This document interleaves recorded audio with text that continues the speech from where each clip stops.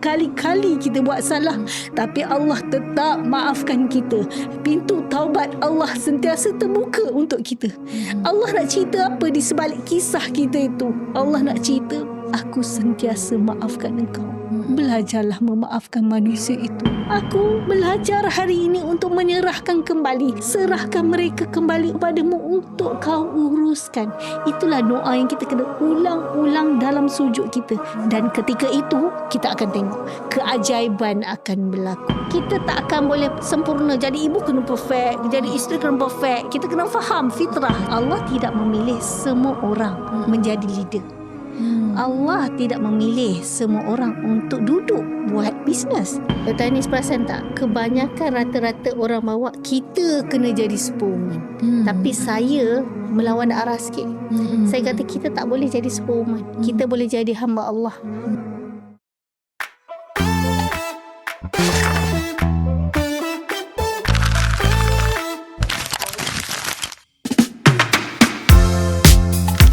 Assalamualaikum, saya Dr. Anis. Bertemu lagi kita dalam Gigi dan Jiwa Podcast, di mana senyuman bermula dengan gigi yang sihat dan jiwa yang tenang.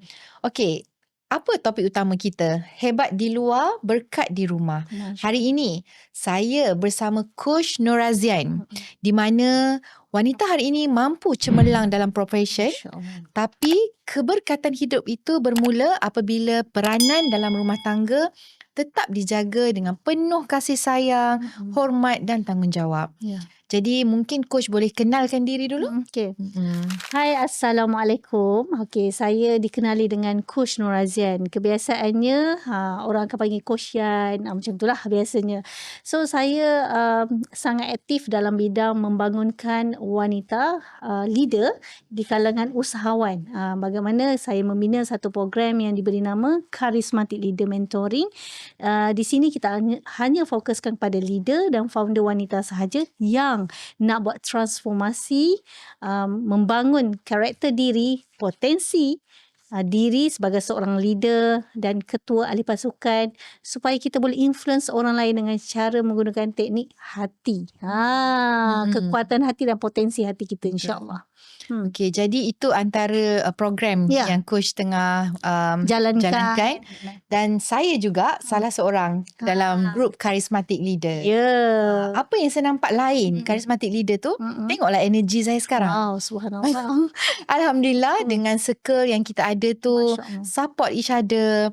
Jadi saya tak lari, tujuan utama kita hanyalah kepada ummah dan Allah. Masya Allah. Saya rasa ini juga menjadi satu inspirasi yang menjadi spark untuk Dr. Anis buat program yang macam ni. Subhanallah. Betul. Kalau ikutkan, apa guna saya nak buat podcast ni, Coach? Betul. Habis masa, habis duit. Betul. Tapi bagi saya, benda tu adalah tujuan utama saya untuk menginspirasikan orang luar sana juga, terutamanya wanita. Dan nilainya tidak terbanding kebahagiaan itu bila mana kita mampu menjadi asbab kebahagiaan orang lain. Betul. Jadi berbalik kepada topik kita hari ini, Coach. Definisi keberkatan dalam rumah tangga. Sebab kalau kita tengok sekarang, ramai orang struggle, orang yang wanita berkejaya, struggle, dia rasa macam okey ke dia buat benda ni. Jadi apakah sebenarnya definisi sebenar? Mungkin boleh dari segi sudut pandangan Coach. Baik, pada pandangan saya juga wanita yang berbisnes. Suami saya juga seorang mentor bisnes. Jadi kami memang dua-dua adalah orang yang busy lah. Jadi saya sangat faham pada soalan Dr. Anis itu, gelora yang berlaku dalam dunia ketua-ketua hari ini, wanita-wanita hebat yang mereka ada tanggungjawab yang sangat besar, tapi mereka jauh di sudut hati ada berperan dengan satu perasaan. Adakah perkara yang aku buat ini diredai, diberkati, dan adakah ini betul pilihan aku? Sebab ramai yang saya jumpa, Dr. Anis, mereka dah tahap sangat tinggi, sangat bagus kerjayanya, bagus pangkatnya, tapi masih dalam fasa pencarian di hati dan mencari jawapan.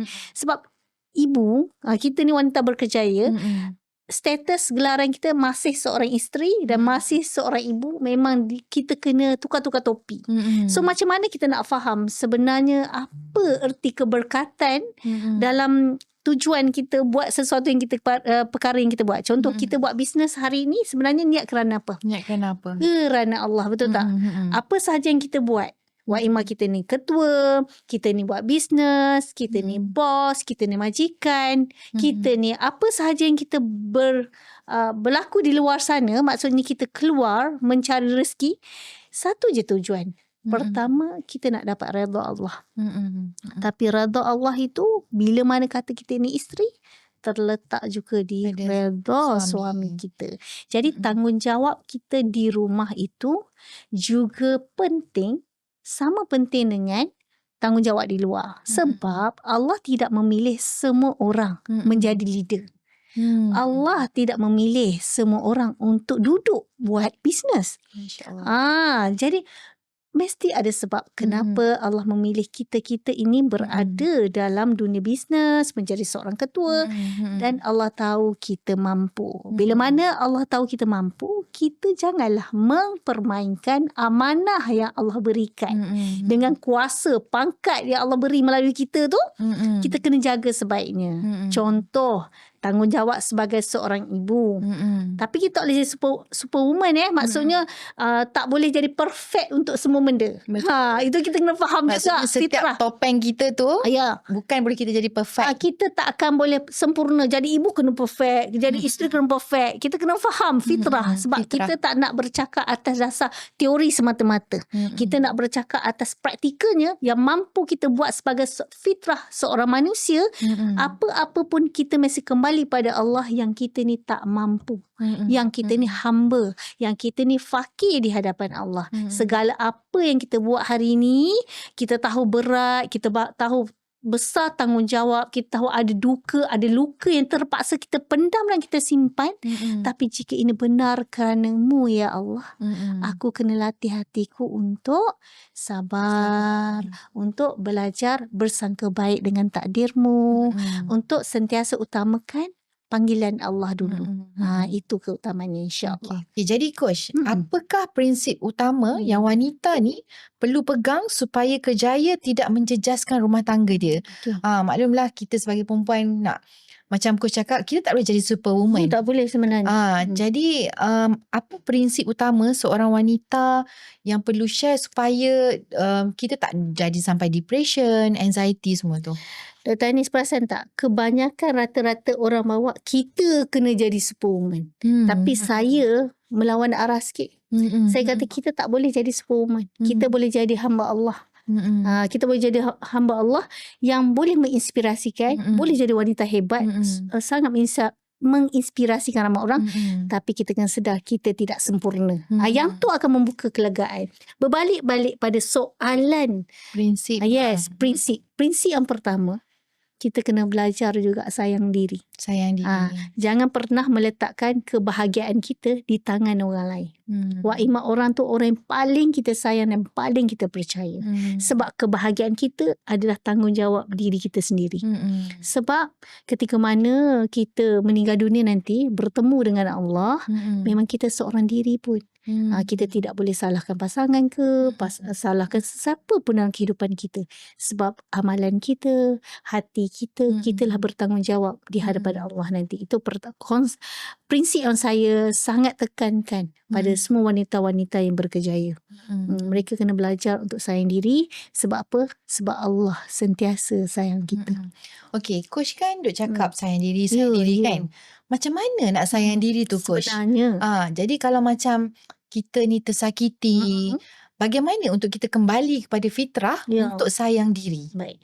Kena hati-hati dengan istilah self-love ataupun sayang diri. Sebab kebanyakan sayang diri di umum ini membawa kepada kita fahaman barat yang mana sehingga membuatkan kita rasa penting diri dan keakuan diri. Keakuan. Yes, bila keakuan akan menjadi kesombongan di situ. Jadi ada kesalahan dari kalau Islam salah dekat situ. Tapi ilmu yang kita bawa ni adalah untuk kita belajar kenal diri kita. Kenal kekuatan kita, kelebihan kita, bersyukur dengan diri kita. Barulah kita boleh belajar untuk sayang diri. Buat self treatment, ambil masa untuk jaga diri, ambil masa untuk buat rawatan diri. Kesesuaian masing-masing. Ikut kesesuaian masing-masing. Ada orang tanya, coach, kalau shopping tu saya macam mana tu? Kira self love ke macam mana? Kalau kategori yang saya bawa tak termasuk self love. Self love kita adalah fokus pada self treatment. Okay. Sesuatu aktiviti yang betul-betul menjaga diri untuk memulihkan kembali semangat, energi kita tu, tenaga yang kita dah banyak beri keluar. Jangan lupa, bila kita terlalu banyak beri keluar, tangki emosi kita akan kering kontang. Okay. Dan kita bertanggungjawab untuk top up semula tangki emosi kita tu. Bila energi kasih sayang terpenuh, dia akan melimpah keluar sehingga boleh dirasakan kepada orang terdekat kita. Pasangan, anak-anak, orang sekeliling kita, keluarga kita, ibu ayah kita akan rasa limpahan kasih sayang tu. Sebab kita hanya boleh bagi apa yang kita ada. Dan kita tak akan mampu bagi apa yang kita tak ada. Kalau kita sendiri dalam hati ni tak ada dah kasih sayang kering kontang, kita tak akan mampu beri kasih sayang tu. Maksud coach tadi, bila kita dah kita dah kering kan. Ya. Jadi macam mana kita nak build up balik emosi tu. Jadi itulah terapi kerohanian yang kita kena cari.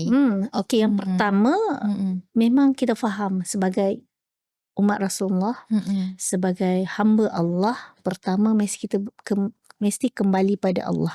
Okey. Perbaiki kita punya solat, perbaiki kita punya bacaan Al-Quran. Itu dari segi ilmu kerohanian.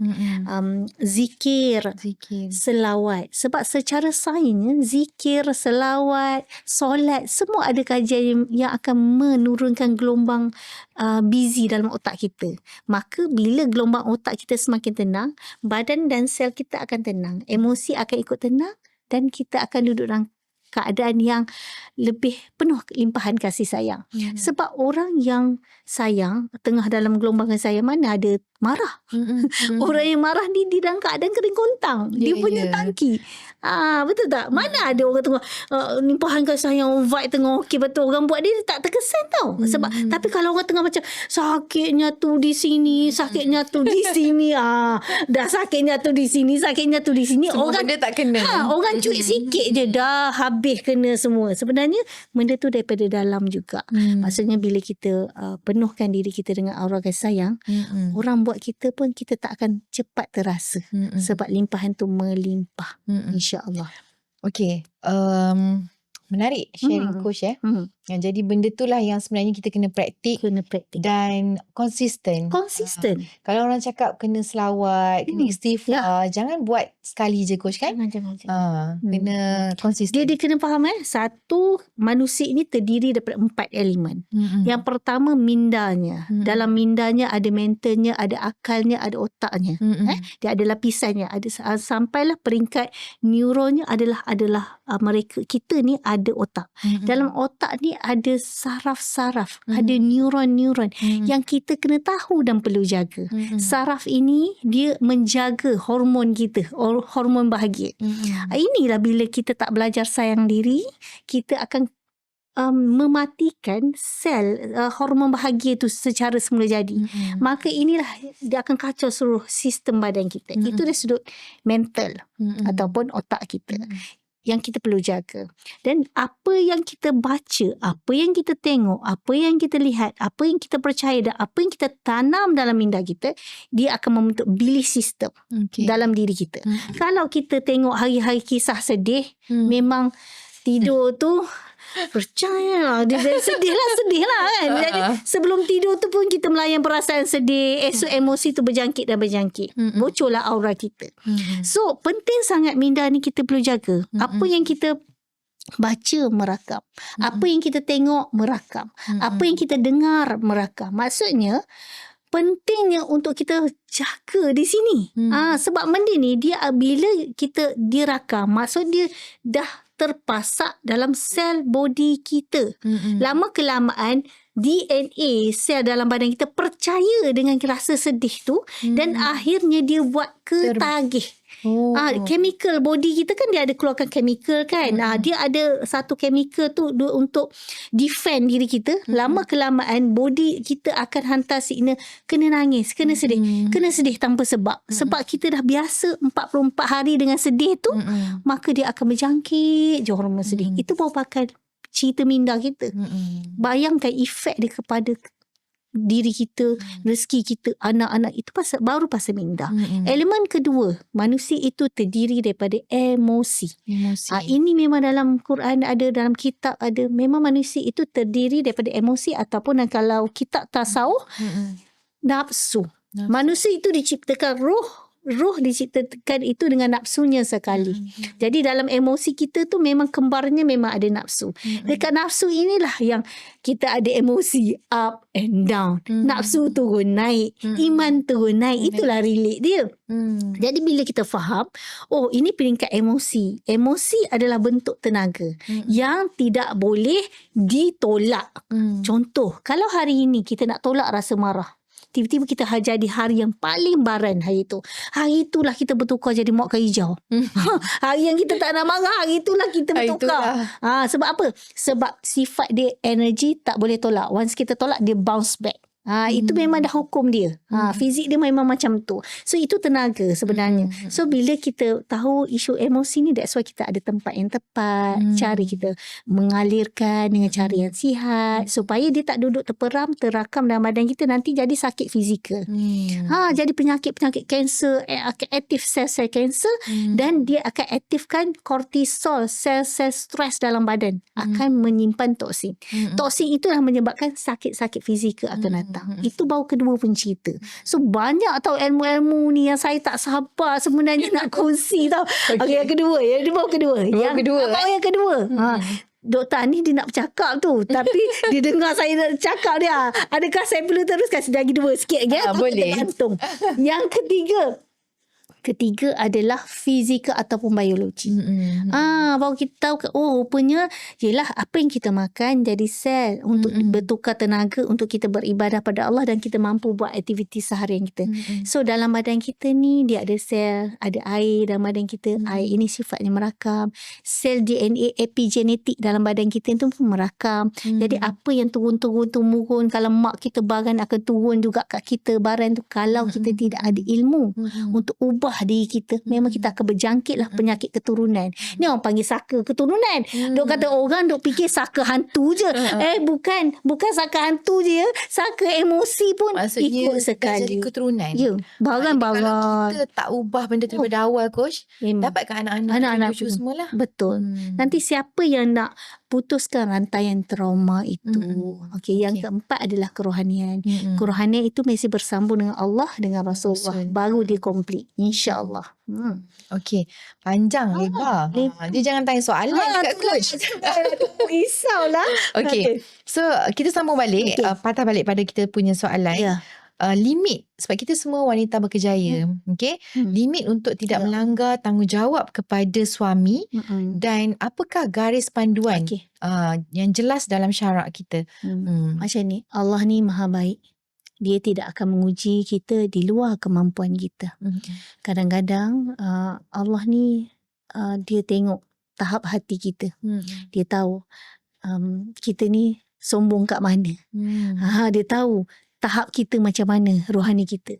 Jadi Allah akan hadirkan ujian untuk memberi peringatan kepada kita.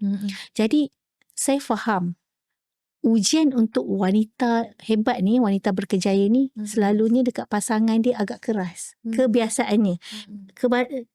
Dia sebab apa? Sebab Allah tahu kita mampu. Itu satu poin. Yang kedua, biasanya wanita berkejaya ni ego dia mesti tinggi sebab dia ada ego yang kuat, betul tak? Dia ada satu semangat, dia ada satu fokus yang tinggi. Jadi dia ada satu hati yang sangat cekal dan keras kadang-kadang. Jadi dengan ujian itu oleh orang yang terdekat dia, cara Allah nak tarbiyah kita. Jadi bila apa yang perlu kita jaga? Okey. Susah nak tundukkan diri kita sebenarnya. Jujurnya susah nak tundukkan diri. Lebih-lebih lagi kalau kita rasa kita betul dan kita tak salah. Macam mana tu kan? Kita memang tak salah, patut aku pula kena merendah. Kan? Kalau dalam ilmu memang tak salah. memang sentiasa tak salah ya. Okey, jadi kita rasa situasi tu kita tak salah. Tapi kenapa Islam ni isteri tetap nombor 2? Maksudnya mesti duduk bawah daripada suami. Sebab Allah tahu suami itu ciptaan fitrahnya mereka tu secara sainsnya Allah cipta menjadi seorang pemimpin sebenarnya.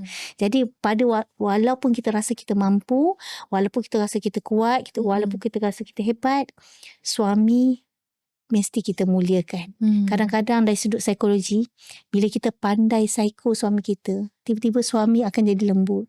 Kadang-kadang bila kita ni biasa keras dekat office, keras dekat luar, bawa balik tu terkeras sekali. That's why suami kita tu pun naik ikut sama kuat, keras dia. Dia dah, laki ni kebiasaannya memang ada egonya lebih tinggi sikit. Jadi kita pula dah terbiasa keras. Dia dengan kita sama-sama naik lah kalau macam tu. Jadi sebagai seorang wanita berkejaya tapi bijaksana, mesti ada kerendahan hati. Jadi apa sahaja yang berlaku dalam kehidupan kita, luar dan dalam rumah, sebenarnya nombor satu, mesti kita kena jaga Allah dulu. Jaga Allah. Apa yang Allah suka. Apa yang Allah suka, itu yang kita utama. Dan pasangan kita. Dan anak-anak kita. Jadi, kita boleh berlaku jujur dengan pasangan. Kita boleh memberikan kasih sayang pada anak-anak kita. Itu memang keutamaan yang kita kena jagalah. Kunci dan semua skala nak menjawab soalan Dr. Anis ni adalah kerendahan hati. Kerendahan hati. Yes, kerendahan itu hati. yang kebanyakannya susah bagi kita. Mungkin ada juga yang dia dah cukup taat dah, Coach. Betul. Dah cukup taat dah pada suami. Tapi diuji, macam Coach cakap tadi lah, benda yang paling kita sayang. Diuji dengan suami. Suami curang, suami ada orang lain. Jadi macam mana tu, Coach, kita nak atasi? Macam contoh, saya ada satu situasi yang daripada TikTok saya juga. Saya ada satu TikTok bangkit dari luka. Jadi kat situ dia memang tanya saya personally. Dia dah cuba, dah bagi yang terbaik. Dah cuba, dah bincang dengan suami.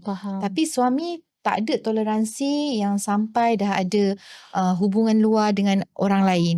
Jadi penerimaan dia, dan dia sangat down.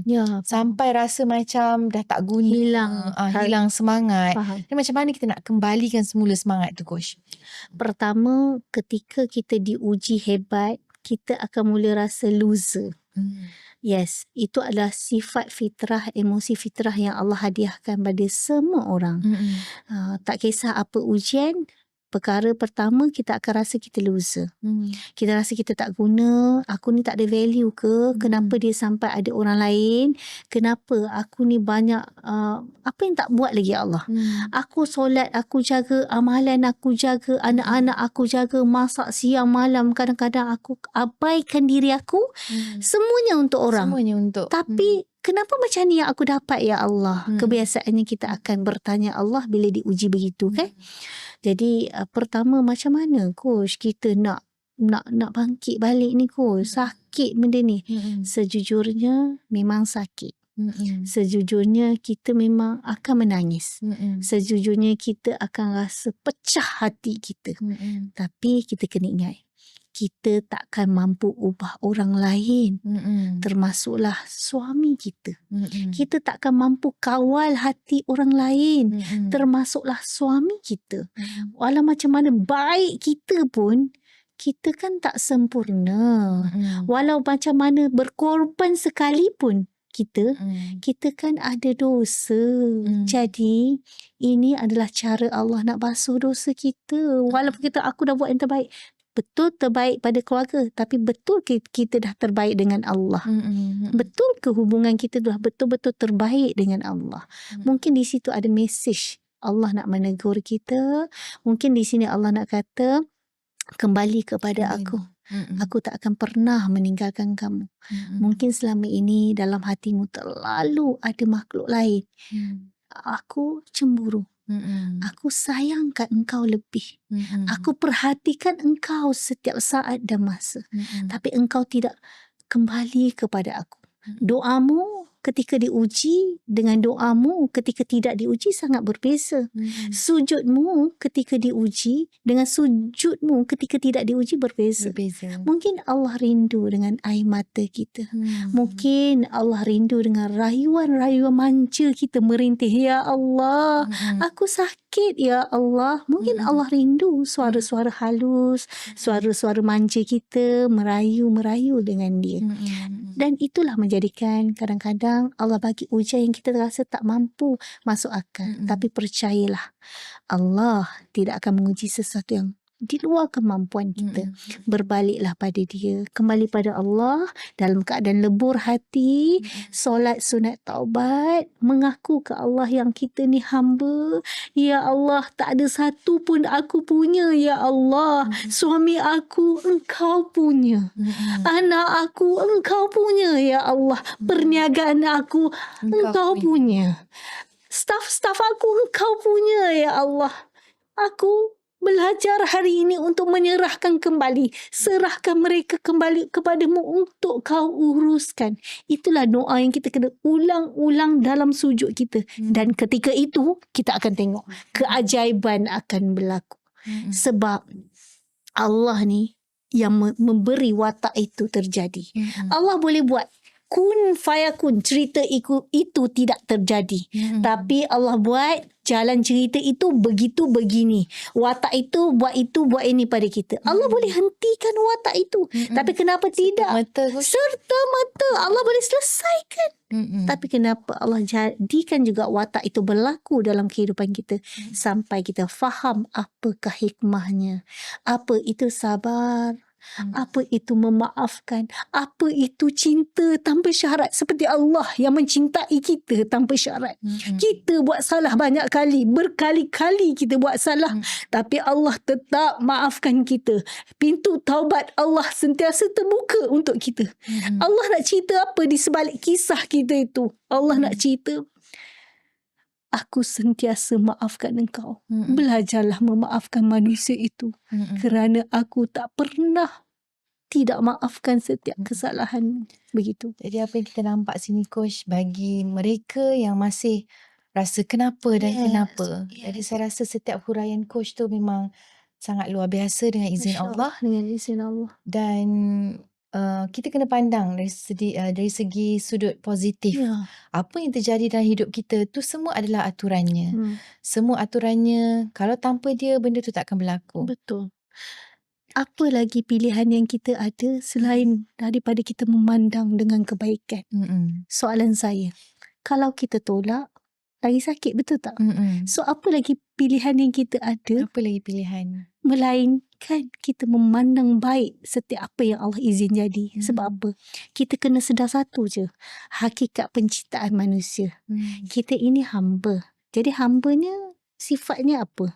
Bolehlah diatur-atur oleh tuannya. Allah itu kan pencipta kita, tuan kepada kita. Jadi Allah itu berhak untuk atur apa pun kat kita. Bila kita sedar aku ni hamba, barulah kita akan, okey, aku total surrender. Total surrender bukan menyerah kalah. Allah marah kalau menyerah kalah sebab terputus dengan rahmat Allah. Cuma total surrender ni, hati kita betul-betul total surrender, serah pada Allah. Allah nak tengok tu je. Selagi kau tak serah, selagi kau nak kawal suami kau, selagi kau nak kawal takdir aku akan lentur-lenturkan kau, aku akan libas engkau sampai kau faham apa makna ujian ini. Masya Allah. Allahu Akbar. Hai, Assalamualaikum. Saya Dr. Anis. Untuk anda yang masih tercari-cari nak buat gigi kat mana, jom ke Avicenna. Saya daripada Klinik Pergigian Avicenna. Kami ada 16 branch dan juga siapa kat sini nak cuci gigi, nak buat braces, dan yang paling bestnya kita ada treatment aligner. Dan selain tu juga untuk anda yang nak bawa anak-anak jumpa pakar pergigian kanak-kanak, hanya di Avicenna Kajang. Jadi tunggu apa lagi? Jom ke Avicenna. Kita teruskan dengan soalan kita yang berkait tentang seorang isteri dan juga kerjaya. Jadi dengan keberkatan juga akan ada satu magnet rezeki di situ.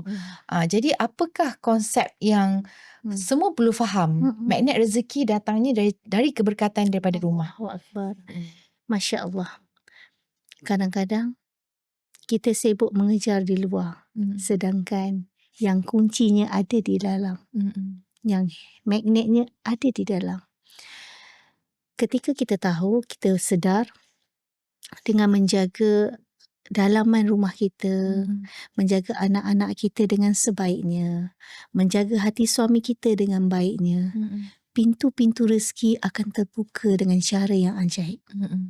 Kadang-kadang kita rasa, susah lah ada anak ni. Aku nak masa ni lah dia nak menangis. Masa tu lah dia nak demam. Aku ada podcast ni demam pula waktu ni. Contoh bukan ni. Ini tak ada kaitan hidup dan mati. Cerita je. Maksudnya, inilah yang perkara yang kita perlu sedar kembali. Oh, rupa-rupanya dengan aku menjaga apa yang berkat itu, itulah ladang pahala yang mengalir menjadi asbab rezeki akan masuk. Kenapa? Sebab macam ni, dalam Quran Allah dah janji ada 13 jenis pintu-pintu rezeki. Ada pintu rezeki dari anak, ada pintu rezeki dengan beramal soleh. Jaga amalan, utamakan Allah. Allah kata solat. Allah kata utamakan dia. Itu juga jadi asbab. Ada keajaiban rezeki datang. Kita nampak, aku kena jaga orang tu untuk close project. Aku lupa nak jaga. Tuan yang menjaga orang tu untuk aku close project tu. Sebab kita terlalu kejar kat depan. Tanpa kita lupa untuk present moment. Yang Tuhan itu ada bersama dengan kita setiap saat. Jaga kunci pegang projek tu. Bukan kerja orang yang bersifat rapuh ni. Manusia, kira kita kejar manusia. Manusia ni umpama kita bergayut dekat dahan yang rapuh. Bila kita bergantung dengan manusia, kita ibarat kita berdiri, tangkap, kita pegang dahan tu rapuh, kita jatuh, tergolek sama dengan orang tu. Orang tu dengan kita sama je, apa yang nak pegang-pegang sangat. Sebenarnya kita ingat siapa yang menciptakan dahan itu. Allah Subhanahu wa Ta'ala di situ. Jadi jaga magnet rezeki dalam rumah. Maksudnya utamakan solat, utamakan amalan kita, utamakan anak-anak kita, utamakan pasangan kita. InsyaAllah akan berlaku keajaiban rezeki dari arah yang tak disangka-sangka. Sebab itu bukan janji kata saya, tapi kata Allah dalam Al-Quran. Allah kata memang utamakanlah Allah dulu, nanti Allah akan buka jalan-jalan keajaiban rezeki. Besar semua. Jadi semuanya berkait kan, Coach? Semua berkait. Emosi terkait. Betul. Asal tak ada tanya. Pernah tak dengar kalam kata low energy, low rezeki. Kata emosi bocor, rezeki pun jadi bocor.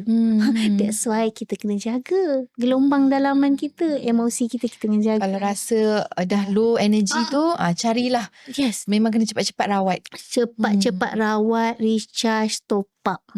Circle tu sangat penting. 80% ikut kajian sains, body kita akan reflect tu, reseptor kita akan reflect kepada persekitaran itu. Sebab tu kalau kita duduk dekat orang minyak wangi, kan biasa dengar, kita tumpang wanginya dia. Begitu.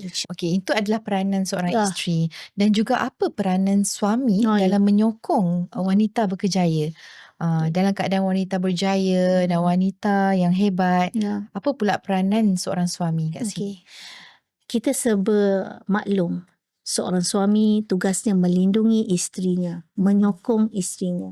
Tapi kan kita bercakaplah dari sudut hakikat kemanusiaan sekarang, dunia sekarang, susah kan nak dapat sokongan dengan pasangan. Ada yang biasa macam, aku je asyik jadi pintu masuk rezeki, aku je yang kena berkorban, aku je kena buat segala benda, tak dapat pun pasangan-pasangan yang macam tu.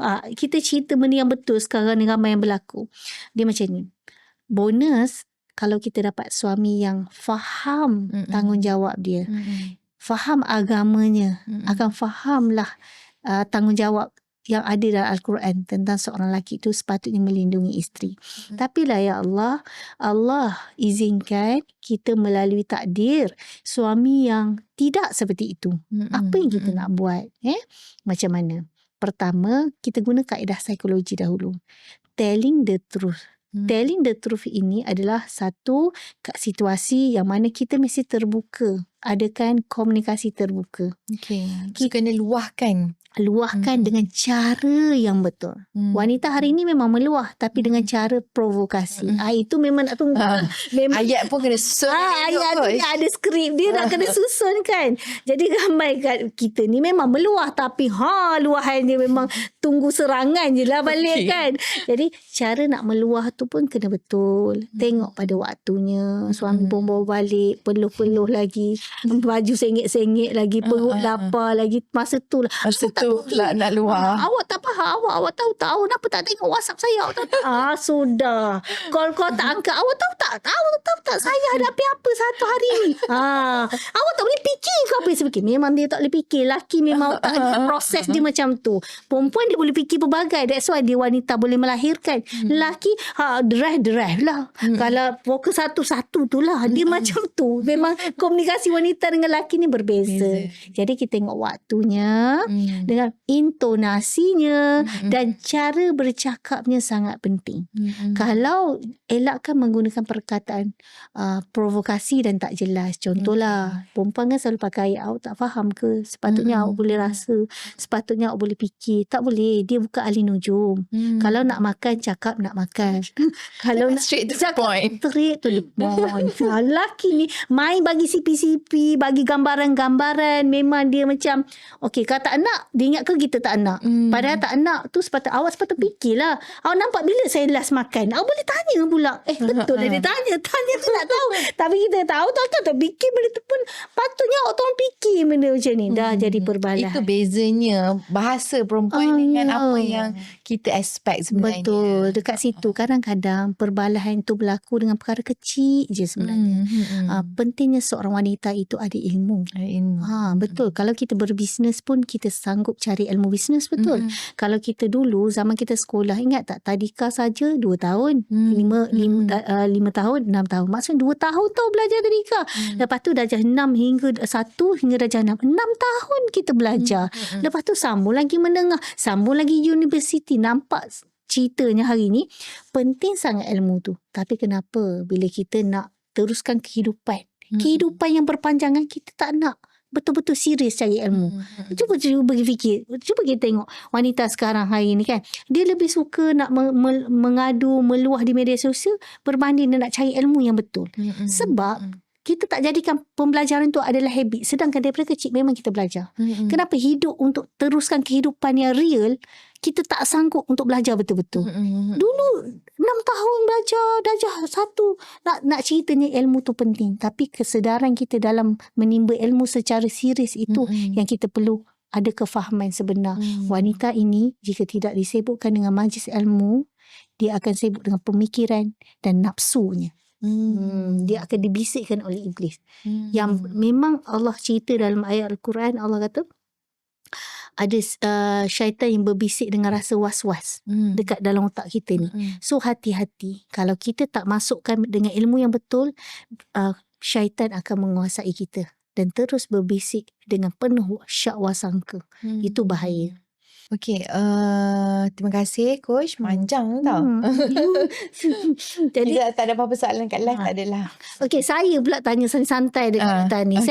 Boleh kita santai? Boleh. Okey, Dr. Anis, Dr. Anis, apa lagi yang selalu luahan-luahan dekat TikTok Dr. Anis yang mungkin Dr. Anis pula saya nampak, sebab saya suka Dr. Anis sendiri ada ilmu-ilmu dia, ada praktik yang dia dah praktik dalam kehidupan dia. Boleh tak Dr. Anis sharekan apa yang Dr. Anis sebagus untuk wanita itu nak bangkit ketika dia diuji?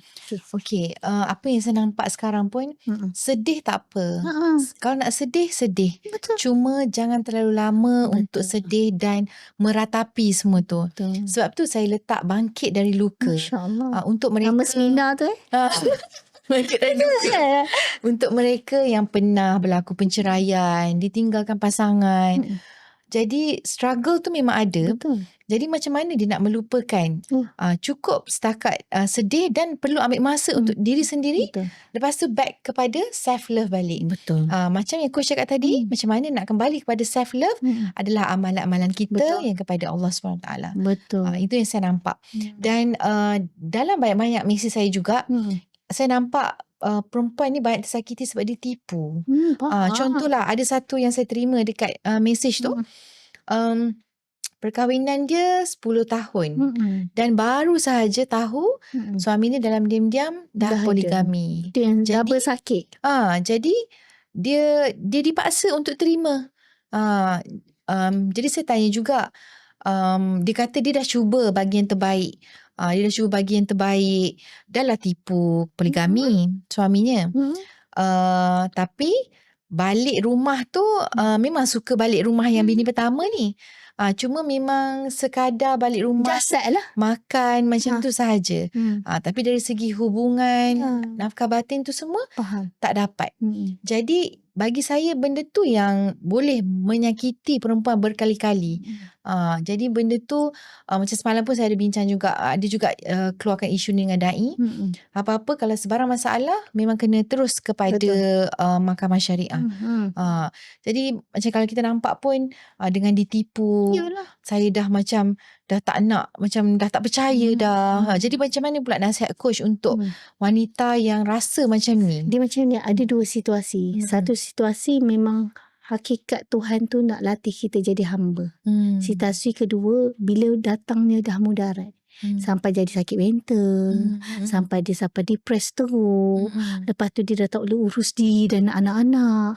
Lepas tu sampai dia dah kena ada fizikal, maksudnya kena pukul, rotan apa semua tu dah kena pukul. Itu memang itu dah berbahaya. Pada saya pertama, that's why kita kena faham nilai diri kita. Bila kita rasa diri kita tak bernilai, memang orang akan pijak. Itu sebab tu apa sahaja yang kita buat, pertama kerana Allah. Yang kedua, kena sedar value diri kita ada. Kena ingatkan diri kita ada value. Jangan rasa kalau orang tu tinggalkan kita tak akan hidup selama, tak boleh. Itu bermakna kita terlalu bergantung. Kita memang kena sayang, tapi tak boleh bergantung. Bila bergantung, nanti kita akan rasa value kita hilang. Sebab kita kena sedar setiap manusia ni Allah cipta dengan penciptaan sempurna. Maksudnya memang ada kesempurnaan dia. Maksudnya ada value dia tersendiri. So janganlah letak kebahagiaan kita sepenuhnya pada orang lain. Wa'imah dia suami kita. Yang kedua, kena dapat orang yang betul-betul pakar di bahagiannya. Macam ni, Islam tidak melarang juga perceraian bila dah sampainya mudarat. Sebab tu ada hak-hak wanita dalam Al-Quran dan surah An-Nisa tu banyak menceritakan kisah-kisah macam mana untuk hak-hak wanita. Jadi kita kena merujuk terus kepada mahkamah yang handle bahagian ni. Maksudnya kebanyakan saya tengok dia tidak ada keberanian nak pergi mahkamah. Dia hanya nak mengadu. Tapi tindakan dia tak boleh nak buat. Sebab satu dia akan fikir, nanti kalau janda macam mana. Maksudnya ada yang ada. di blok tu. Ada. Mungkin juga kalau kita tengok suri rumah, tiada kebergantungan dari segi duit juga semua kan. Jadi itu antaranya yang menjadi halangan pada diorang, coach. Kalau lah mereka ni betul-betul tak ada pilihan lain. Itu memang kita kena ambil cerita Asyah. Maksudnya sabar dengan suami yang Fir'aun. Cuba tengok suami kita dah jadi super Fir'aun tak? Ataupun jauh lagi. Maksudnya jadi Fir'aun lagi. Maksudnya banyak baik lagi daripada Fir'aun. Itu maksudnya memang masalah kita. Itu maksudnya kita memang kena baiki kita dengan Allah. Itu maksudnya Allah tegur kita. Tapi kalau memang memang keadaan kita memang mudarat, suami tu kaki pukul satu, dadah lagi, judi lagi, itu dah tak boleh lah tu. Janganlah menzalimi diri sendiri. Allah pun tak izinkan kita menzalimi diri kita sendiri. Jadi hak wanita itu ada. Bolehlah fight untuk hak kita untuk berpisah. Jangan risau tentang rezeki. Percayalah. Kalau duduk disakiti pun rezeki tak cukup juga. Lepas tu anak pun tersakiti. Bukan kita je tersakiti. Anak pun hidup dalam perkembangan yang terbantut. So, itu bukan bertahan. Bersabar itu bukan jalannya. Sabar tu bukannya duk kerah dan membiarkan diri dizalimi. Bukan itu maksud sabar. Sabar itu dengan tindakan yang betul. Itulah maksud saya. Sabar tu tak balas perbuatan jahat orang lain pada kita. Itu maksudnya. Tapi fight untuk diri, buat sesuatu, usaha itu adalah salurkan kepada tempat yang betul. InsyaAllah. Okey, selain tu coach, kalau kita tengok dari segi struggle kerohanian tu semua kan, apa pula tips dan amalan spiritual harian yang kita sebagai seorang wanita boleh amalkan? Okay. Saya kalau siapa-siapa jumpa saya kan, nombor satu saya mesti akan bagi tahu istighfar sebab dengan selawat. Sebab guru saya pesan macam ni. Dia kata kita umat Nabi Rasulullah sallallahu alaihi wasallam satu-satunya umat yang Nabi dia tak hidup sezaman dengannya. Yang tak melihat wajah Rasulullah ataupun nabinya. Okay? Tapi kita masih percaya dan ikuti ajarannya.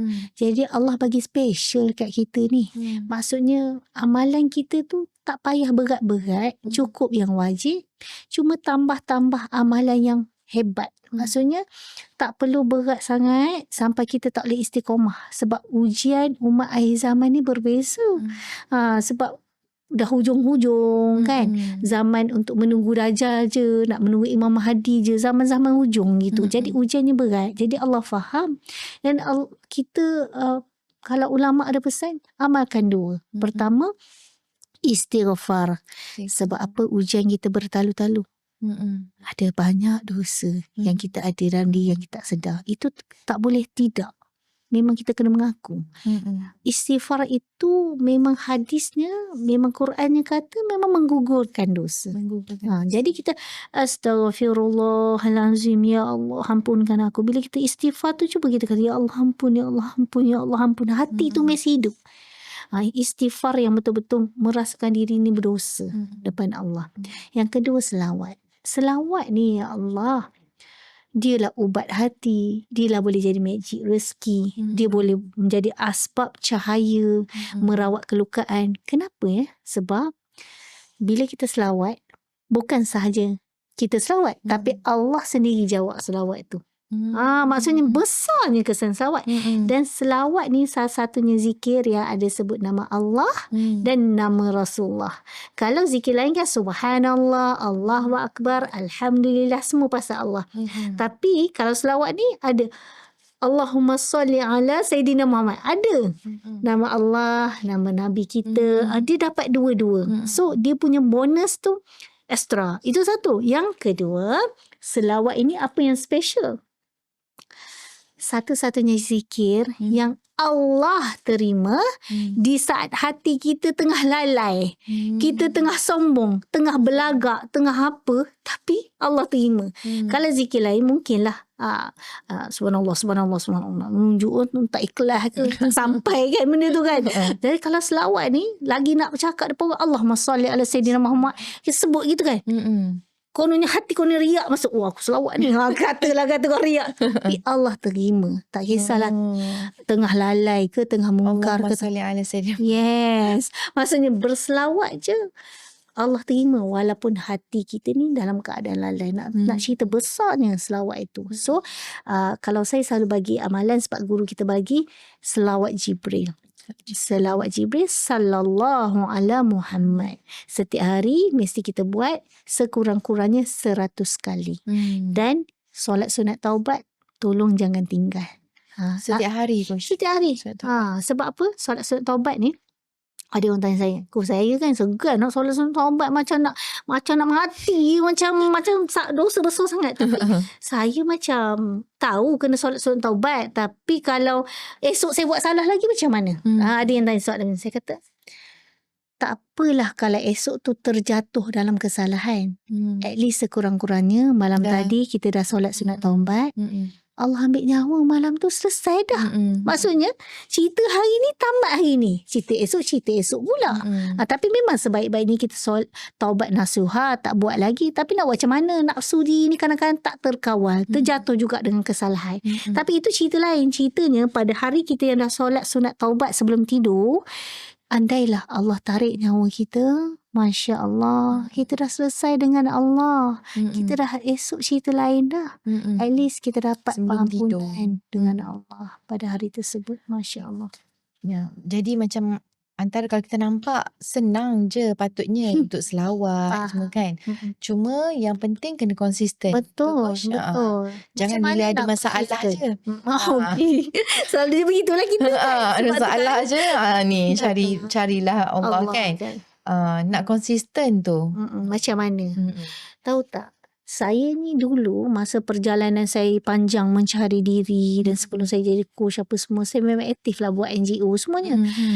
Saya mencari satu formula. Macam mana boleh istiqomah ni? Okay. Cari payah juga lepas 40 hari lepas tu tak boleh konsisten pula. Bukan mudah sebenarnya. Sebab kalau Allah tak izinkan, tak ada daya upaya kita tak mampu nak istiqamah ni sebenarnya.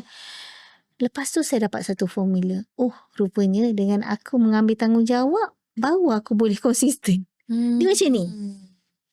Contohlah kita rasa kita disiplin macam tu coach. Rupanya macam ni. Saya nak latih hati saya ni bersedekah selalu. Okay. Lepas tu saya pun nak bagi semangat, ajaklah ramai-ramai orang sedekah. Itu satu, mengambil tanggungjawab. Tiba-tiba kita buat circle sedekah. Saya buat ini kisah benar, saya buat sendiri. Saya tubuhkan grup tabung sedekah subuh. Sebab saya nak istiqomah sedekah subuh. Lepas tu kata, macam mana lagi nak extra jadi lebih istiqomah? Rupanya dengan kita letak kita jadi leader. Lantiklah diri sendiri walaupun tak ada siapa nak lantik kita. Kita lantiklah diri kita Masa tu. Okay. Lantiklah diri kita dan kita remind orang setiap hari. Tahu tak sebenarnya bukan kita remind ke orang sangat. Kita remind kat diri kita. That's why kita kena ambil extra tanpa kita fikir aku dapat apa. Maksudnya apa saja yang kita buat, kita mesti kena giving extra. Maksudnya extra effort. Macam kita korban lah, kita jadi tiba-tiba kita kena follow up orang dan buat tabung sedekah subuh ke, dah jadi reminder, dah jadi ada satu task. Sebenarnya bukan nak push orang sangat, push diri kita. Jadi dia akan terbentuk pattern selama 44 hari. Di situ akan datang istiqomah. That's why kalau kita nak selawat, tak boleh rasa macam tak istiqomah, buat group untuk kita yang lead. Sama juga macam contoh Dr. Anis nak positif. Buat circle positif tu. Itu yang jadi nak terpaksa positif. Faham tak? Di situ kunci dia. Diri kena macam tu dulu. Sebenarnya baru boleh dapat. Baru akan dapat istiqomah rupanya. Kita kata macam seolah-olah kita buat sesuatu ni macam kita nak bantu orang. Rupanya kita bantu diri kita. Itu rahsia dia. So tu salah satu rahsia lah. Yang kedua nak dapat istiqomah ni sebab kita ada dosa banyak. Jadi itu yang payah nak istiqomah. Jadi memang kena selalu minta tolong Allah. Hati kena sujud dan merayu dan minta bantuan Allah. Sebab kalau Allah tak izin memang tak akan jadi. Semua benda kebaikan yang kita nak buat pun kalau Allah tak izin tak jadi. Contoh contoh kita nak bangun tahajud. Kita selalu dengar orang kata bestnya dia bangun tahajud selalu. Ada satu hari tu ada cerita lah ni. Ada kawan saya tu memang dah lama dia bangun tahajud. Dah memang berbulan-bulan. Dah biasa dah tahajud tu dengan dia. Kadang tu walaupun dia tak boleh solat pun memang dia boleh bangun tahajud. Jadi kita pun happy macam teruja dengan dia. Satu hari dia kata Allah bagi dia satu rasa yang walaupun dia dah konsisten, satu hari tak Allah uji dia sakit. Sekejap je sakit. Tapi disebabkan sakit tu dia ada ubah pattern. Bila disebabkan dia sakit tu, ubahnya pattern dia menyebabkan lepas dia sihat tu tak boleh bangun. Lepas tu dia kata, ya Allah kenapa ni? Apa yang berlaku apa semua? Dia kata sepanjang dia menangis nak minta bangun balik tu, dia dapat satu ilmu dan kesedaran. Rupanya Allah nak tegur. Allah nak bagi dia ilmu. Aku nak cerita, tahajud pun kalau aku tak izin kau buka mata, engkau takkan mampu bangun. Jadi kau kena sedar. Aku buat ujian itu pada engkau supaya engkau faham. Tak judge orang lain kalau orang lain tak bangun tahajud. Sebab jangan fikir kau boleh, aku boleh, kau kena boleh. Tak semestinya. So kita faham perjalanan dan proses itu, maka kita pernah jatuh, kita akan lihat proses orang lain dan mula faham proses orang lain kat situ. Itu real story. Real story. Memang banyak cerita-cerita pelik dalam circle-circle saya sepanjang saya buat ni. Saya dekat 10 tahun, 12 tahun dalam bidang ni. Memang terlalu banyak kisah-kisah, memang macam-macam story. Antaranya macam coach rasa yang boleh coach share juga pengalaman untuk sebagai seorang wanita kembali bangkit ni. Okay. Saya sebenarnya suka sangat kisah sirah Allahu Akbar. Al-Quran ni kita ingat cerita pasal cerita dulu. Rupanya Al-Quran ni salah satu benda yang satu panduan kita cerita dulu, cerita sekarang, cerita masa depan. Rupanya. Ingat ke cerita pasal zaman Nabi ya? Rupanya cerita Al-Quran ni cerita kisah dulu, kisah sekarang dan kisah masa depan. Sebenarnya betul lah kita sekarang pun kan, kalau kita relate balik dengan cerita kita guna Quran. So kisah sekarang kita pun boleh relate dengan Quran. Kisah masa depan kita bakal jadi apa pun adalah cerita dalam Quran. Jadi kan saya sangat terinspirasi kan kalau orang tanya saya apa yang boleh bantu saya. Banyakkan dengar kisah-kisah sirah dalam Quran. Contoh. Okey. Kita tengok Nabi-Nabi dulu berdoa dengan penuh yakin. Kenapa doa kita tak makbul? Sebab doa kita tak yakin. Betul. Kan perasan tak? Kita doa dengan ada banyak sanksi dan sangka buruk dengan Allah. Betul. Contoh kan? Kan? Jadi bila saya kaji balik tengok kisah sirah Nabi-Nabi ni doa je makbul. Sampai ada kalau doa Nabi, amalan doa Nabi Yunus, amalan doa Nabi Ibrahim kan, Nabi Musa. Jadi kenapa Nabi-Nabi doa makbul? Adakah sebab dia Nabi semata-mata? Rupanya bukan sebab Nabi semata-mata. Disebabkan cara mereka berdoa. Contoh, Nabi Ibrahim ketika nak dibakar dalam api yang besar. Macam mana cara dia meletakkan keyakinan pada Allah dan dia lepaskan doa dia pada Allah dan dia yakin Allah makbulkan doa dia, api boleh jadi sejuk. Sebab apa? Sebab yakin dia tinggi. Maka api pun boleh jadi sejuk. Sama juga kisah Nabi dalam perut ikan Nun tu. Kan? Jadi la ilaha illa anta subhanaka inni kuntu minaz zalimin. Ini perlu diamal ulang jadi keamalan harian. Sebab apa? Inilah doa-doa ajaib. Waktu-waktu terajaib. Makbulnya doa kita. Sebab apa? Masa ni kisah Nabi Yunus, Nabi Yunus. Okay. Kisah Nabi Yunus yang dia terperangkap dalam perut ikan Nun tu, ketika dia merajuk hati dengan Allah. Dia macam nak larikan diri. Amanah, Allah bagi dia amanah, dia nak melarikan diri. Dia pun akhirnya adalah ada kisah yang dia naik kapal tu, lepas jatuh, tenggelam dalam perut ikan Nun. Lepas tu dia duduk dan tenggelam, duduk dan kena makan dengan ikan tu, duduk diam. Dalam waktu yang sangat gelap, perut ikan tu sangat gelap dan dia sangat buntu. Bayangkan kita dalam keadaan yang tak, Allah aku buntu. Bayangkan kehidupan kita hari ni, ya Allah aku buntu, ya Allah aku seumpama duduk dalam kegelapan, ya Allah hujan ni macam tak sangka ni, ya Allah. Gelap, perasaan kita kan gelap. So kita ketika diuji hebat seumpama duduk dalam perut ikan sebenarnya. Jadi doa ni kena amal selalu. La ilaha illa anta subhanaka inni kuntu minaz zalimin. Ulang banyak-banyak kali. Sebenarnya memang ni jadi asbab untuk makbulnya doa kita. Maksudnya jadi keamalan. La ilaha illa anta subhanaka inni kuntu minaz zalimin. Ya Allah. Okey, baik, kita ada dapat soalan coach daripada live. Ada orang tanya macam mana nak join circle coach. Okey. Alhamdulillah. So memang saya tak nafikan sebab saya one of the circle charismatic leader. Saya sangat mengalu-alukan. Masya Allah. Dan selebihnya kita serahkan pada coach lah. Dan Allah juga. Macam mana mungkin coach boleh cerita? Mungkin saya boleh kongsi tentang sisterhood buku dulu. Mungkin untuk orang peringkat awal, saya ada buku. Buku tu anda boleh search saja, doamu dijawab dengan cinta. Saya tak bawa buku hari ni. Buku tu namanya Doamu Dijawab dengan Cinta. Di showcase saya ada. Ya. Boleh dapatkan dekat Dr. Anis. Tengok dekat Dr. Anis punya showcase. Lepas tu sini, tengok dekat showcase, tekan beg kuning tu, Dr. Anis punya beg kuning, boleh dapatkan buku tu sekarang. So selepas anda dapatkan buku tu, anda akan dapat satu circle yang percuma. Itu sangat istimewa. Kat situ nama dia Sisterhood. Dia anda dapat di WhatsApp, anda dapat buku tu sampai buka muka surat pertama, scan barcode, masuk dalam grup Telegram. Dekat situ kita sangat aktif. Pagi dengan malam ada majlis selawat pagi, recharge hati malam, malam, pagi malam. Anda akan dapat support system yang sangat kuat. Sekiranya anda sesuai, anda leader ke, anda founder ke, baru kita akan interview lepas atau tak untuk masuk karismatik leader. Boleh mula dengan sisterhood dulu. Sisterhood itu pun sangat amazing, subhanallah. Jadi boleh cari dekat showcase buku tu.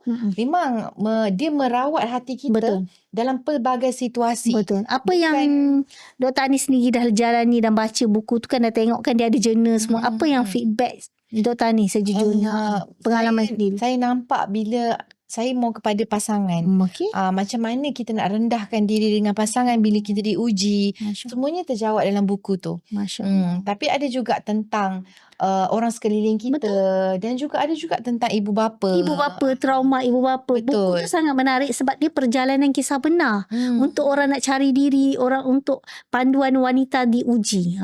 Itu penting. So anda dapatkan sekarang. Tekan dekat showcase TikTok ni. Dr. Anis. Okay. So kita pun masa mencemburui kita, Coach. Sejam sekejap je. Ya, pejam celik. Tak sempat pejam rasanya. Okay. So dengan kita, Coach tak sempat. tak sempat pejam. Energi dia sampai. Masya Allah. Okay. So mungkin kata-kata terakhir dan tips untuk wanita luar sana yang ingin bangkit dari luka ni, Coach. Allah. Kalau dah buntu kan, kita tak akan masuk macam-macam orang cakap apa-apa. Tapi satu je saya nak pesan. Kalau dah terbuntu sangat-sangat, dah tak tahu nak baca apa, panggillah Allah. Dah tak tahu nak panggil apa dah. Doa dah lupa dah, panjang pula doa ikan nun lah, apalah tak boleh masuk, tengah stres. Doa tak masuk. Jadi kalau dah rasa tak tahu sangat nak buat apa, tak tahu sangat nak buat apa, ingat dua perkara. Allah dan Rasulullah. Inilah ubat kita. Allah tak pernah tinggalkan kita. Kalau rasa terdesak sangat tak tahu, panggil Allah, selawat. Panggil Allah, selawat. Ini dua ubat. InsyaAllah anda akan rasa satu tenaga kebangkitan. InsyaAllah. Saya tak nak bagi amalan banyak-banyak. Saya faham orang yang tengah diuji ni, dia tak mampu dah absorb terlalu banyak. Cukuplah hati panggil Allah dan panggil Rasulullah. Sebab ada satu surah Rasulullah kata apa? Telah datang satu Rasul kepadamu yang sangat inginkan kebaikan untukmu. Dia sangat risau tentang keimanan kita. So kalau kita rasa tak ada orang yang boleh bantu kita, ingat Rasulullah ada. Sebab nanti kita meninggal, kita akan minta syafaat dari Rasulullah untuk selamatkan kita masuk syurga. Jadi Rasulullah tak pernah tinggalkan kita. Walaupun jasad dia tak ada kat sini, tapi roh dia bersama dengan kita. Perjuangan kita kita dapat Islam, kita dapat nikmat iman, kita boleh solat, kita boleh mengaji dan kita boleh berkasih sayang hari ini asbab Rasulullah. Dan Rasulullah itu adalah kekasih Allah. So itu je rahsia dia. Rahsia dia kembali pada Allah dan Rasul. Alhamdulillah. Okay, jadi macam mana pula orang yang nak cari kat mana nak search kalau nak follow Coach ni?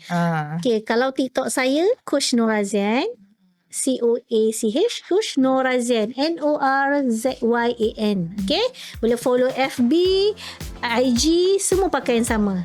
Tapi pada anda yang lihat, rugi tau kalau lihat, sebab dia satu tak ada yang kebetulan. Mungkin Allah sedang menjemput anda untuk bersama dengan kami. Boleh dapatkan sisterhood buku bersama dengan Dr. Anis. Sebenarnya kan Dr. Anis ni adalah merupakan salah seorang kita punya orang hebat ni. Dia boleh train anda semua melalui buku tu nanti. Amin. InsyaAllah ada sesuatu amanah yang besar sebenarnya melalui Dr. Anis ni. Semoga Allah buka jalan luar biasa. InsyaAllah. Okey, jadi jangan lupa subscribe kita di YouTube Gigi dan Jiwa Podcast. Follow semua social media termasuk di TikTok Gigi dan Jiwa, dan semua platform lah kita ada. Okey? Baik, jadi senyuman bermula dengan gigi yang sihat dan jiwa yang tenang. Love you. Okey, Coach. Alhamdulillah.